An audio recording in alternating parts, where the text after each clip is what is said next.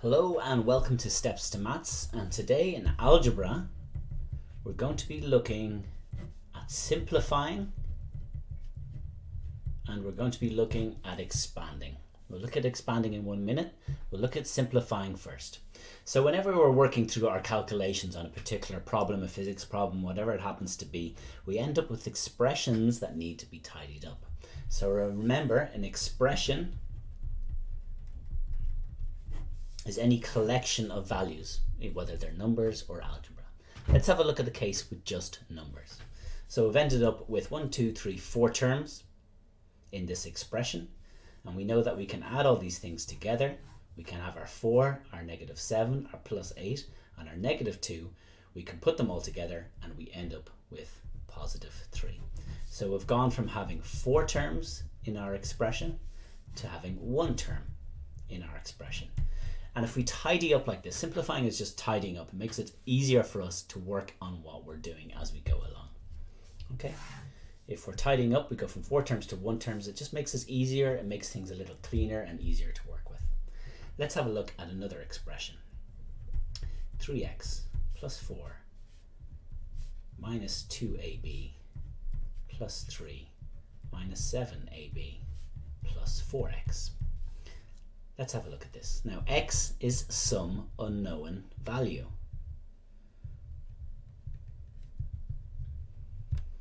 AB is some unknown value. We don't know why it's in our expression. We don't know why the number 4 is in our expression. We don't know why the number x is in our expression. We just know that we have an expression with 1, 2, 3, 4, 5, 6 terms. So this is why we were looking at terms before. It makes it easier for you to simplify things if you can identify every term. And generally, every term is just things that are separated by pluses or minuses. Okay, so we have x as some unknown value. Let's gather the terms that are similar together. We have a number plus 4. We have a number plus 3.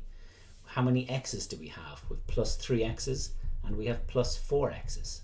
Just going to tick these off as I go along. Makes it a little easier to begin with. I also have -2ab and I have -7ab. Remember, x is some unknown value. We don't know what it is, but we know that if we've got 3 of them and we have 4 of them, we have a total of 7 of them. We don't know what the value ab is, but we know if we've got -2 of them and another -7 of them, we have -9 of them. If you're not used to the idea of adding negative numbers together, just get your calculator and type in -2 and add -7. And that'll tell you how many of these that you have. Okay? It's the easiest way to do it is with your calculator. Type in -2 and add -7 to add all of these terms together. Remember, -2ab is 1 term, -7ab is another term. We want to add them all together to find out how many we have. Use a calculator to do that if you're not sure yet. So we've gone from 1, 2, 3, 4, 5, 6 terms. Generally, we don't have to write this. We'll go straight to our next line. And we have gone from 6 terms to 3 terms. So this tidying up process is called simplifying, and it's something that we want to practice. A few things to watch out for. The term AB. Now you already know that this means the value A times the value B.